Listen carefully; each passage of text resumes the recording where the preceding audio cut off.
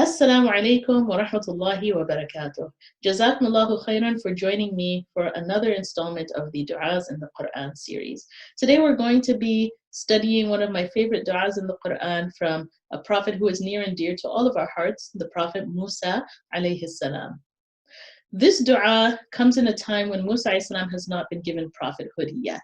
So he's not been given the task to go to Fir'aun yet. Rather, this situation happens when Musa is a young man living in the city where Fir'aun and his people are the dominant class and the dominant race. And Musa's own tribe, Bani Israel, they are enslaved and they are under the rule of Fir'aun the tyrant. We know that at this juncture, Musa used to go out into the city just to offer his help and services to anybody who he found who needed such help and services. One day he goes out into the city and he finds there's two men in an argument. One man is from Bani Israel, his own tribe, and the other man is from the people of Fir'aun. So they're having this really heated argument. It looks like it's getting kind of getting out of control. And the man from Musa's tribe calls out for help. He says, come and help me, come and help me. So Musa rushes to see what he can do to help. And unfortunately, things escalate. And Musa ends up in a scuffle with the other man. He punches the other man. And because of this punch, that man passes away. Musa is immediately regretful because that was not his intention when he joined this gathering. So he's immediately regretful. He makes dua to Allah. He begs Allah to forgive him. Unfortunately, the situation just gets worse for Musa from there.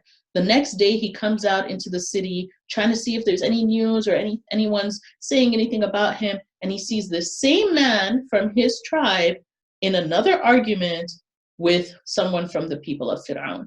Immediately, Musa realizes this man is a troublemaker. And he tells him so. He says, you're somebody who just stirs up trouble. Yesterday, you called me, you got me into all this mess. And the man from the people of Fir'aun accuses Musa and he says, oh, are you trying to kill me the way that you killed the man yesterday?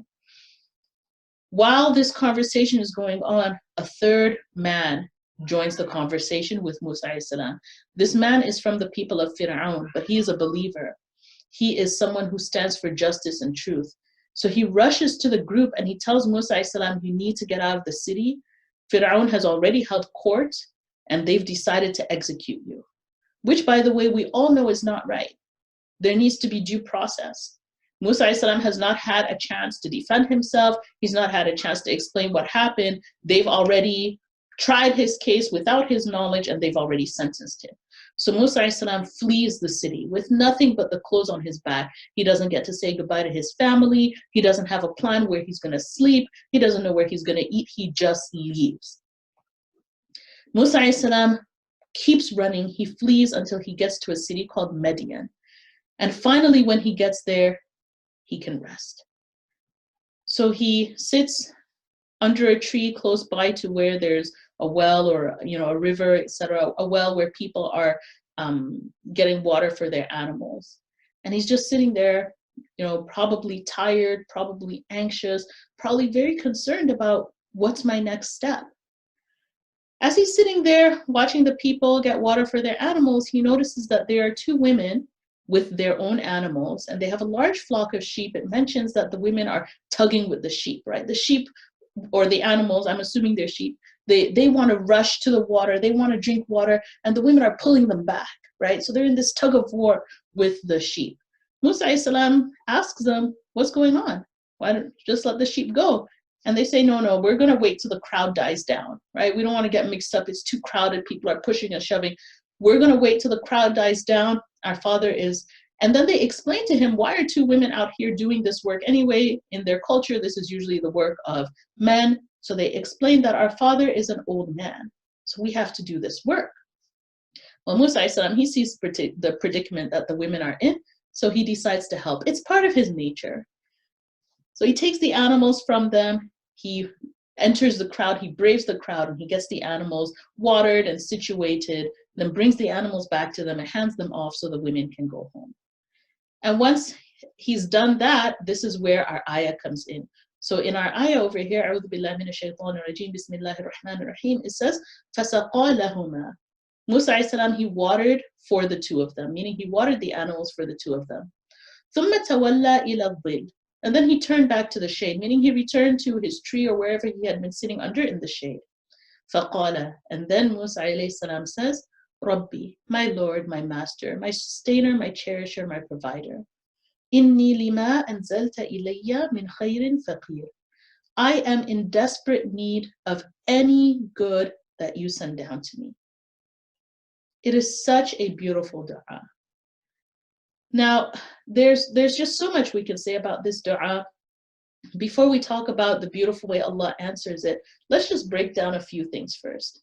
Number one, Musa alayhi salam, he gets these ladies, he takes care of their animals. He doesn't ask them for anything. He doesn't ask them to pay him. He doesn't ask them, well, give me one of the animals for dinner tonight. Nothing, right? He helps them, he takes care of them, and then he goes back to his business. He is a kind-hearted person who is sincere. He's not doing this because he wants something from them. And then when Musa alayhi salam returns to the shade, he makes dua to Allah, who he knows can help him. This is very beautiful because even though Musa alayhi salam has not received prophethood yet, he has not had that conversation, that iconic conversation with Allah where he goes to the fire. We know that conversation very well. He has not had that yet. But Musa alayhi salam knows that he has a Rabb.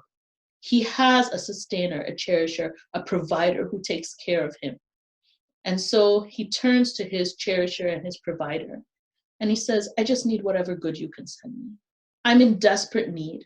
What's beautiful is the word faqir over here. Faqir means completely destitute, completely penniless. And Musa alayhi salam also, he doesn't specify what good he wants. He doesn't say, I'm in need of food, I'm in need of shelter. He just says, any good that you can send me. Subhanallah. It's so beautiful and so general. And you know what's so touching is the way Allah answers this dua.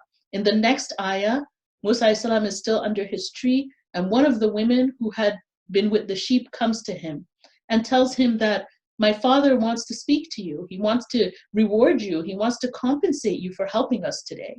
So Musa alayhi salam goes home with her, and Musa alayhi salam speaks with her father. It's mentioned in some of the tafsir that her father was actually a prophet as well, Allahu A'lam, but it is mentioned that he was a prophet as well. So Musa alayhi salam tells him everything that happened, how he was, in this situation back home in his city, and they had this trial and they were coming out to kill him. And the old man says, you're safe. Don't worry, you're safe. And then one of the ladies tells the father, Dad, you should hire him. And this is her, subtle way of saying, I'm interested in him. So the father turns to Musa alayhi salam and says, I'd like to marry you to one of my daughters. In exchange, you can work for me between 8 and 10 years. I'll give you a choice. And if you agree, it's a deal. So Musa alayhi salam, look at the way Allah answered his dua. He told Allah, I am completely penniless. I have nothing. I need any good you can give me. And just a few moments later, Musa alayhi salam has a family. He has a job. He has a place to stay. He has food. Everything a person could want to be able to live a comfortable, content life, Allah gives it to him. One of the things that is mentioned, that our scholars mention about this, is that whenever we make dua, we should always make dua after we've done a sincere good deed. When we've done a good deed just for the sake of Allah, just to help someone, just to get Allah's pleasure. Another thing that we learn is that Musa alayhi salam did not give up. He didn't look at these women when he was sitting under the tree with nothing. He didn't say, oh, well, they look like they have some issues going on, but I have bigger problems. I don't have time to think about anybody else. He didn't say that. He didn't forget that he still had gifts from Allah that he could offer someone else. Allah has given him strength. Allah has given him the ability to help these people. So even though you and I might look at him and say, poor thing, no family, no job, no home, no food, no place to stay, running away from his city, not even an extra pair of clothing. But he looked at himself and said, oh, I have something I can offer. I can help these women. And so he did. And then after that, he turned to Allah. He asked Allah for help. And Allah answered his dua so beautifully and so completely in a manner that nobody else but Allah could possibly answer. So I wanted to remind us when we're in a situation that we feel is desperate, two things. Number one, don't forget that Allah has given you gifts and talents, and you can benefit other people in some way, shape, or form. Think about what you can do to help other people and do it. Secondly, follow up your good deeds with dua. Anytime you do something good, turn to Allah. Be grateful that Allah gave you the opportunity to be of service to another human being, and ask Allah for your needs. And number three, never be embarrassed or ashamed to be humble in front of Allah. This is what Allah wants from us. Don't be embarrassed or ashamed to turn to Allah in complete need and in complete submission, because that is the very definition of a Muslim.